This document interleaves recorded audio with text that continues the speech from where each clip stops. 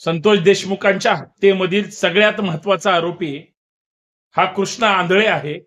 हा सराईत गुन्हेगार आहे का? हा पोलिसांना चकवा देऊ शकतो एवढा मोठा गुन्हेगार आहे का? आंधळे अजून पोलिसांना सापडत नाही. मुळात बीड जिल्हा पोलिसांनी एकही आरोपी स्वतः पकडलेला नाही. वाल्मिक कराडला वाचवण्यासाठी, विष्णू चाटेला वाचवण्यासाठी, मुंडेंना वाचवण्यासाठी आंधळे गायब केला का? अजून आंधळे का सापडला जात नाही? नाशिकमध्ये सापडला म्हणतात, कुठल्या बिळात लपलाय? आज 100 दिवस झाले संतोष अण्णा देशमुखांच्या हत्येला.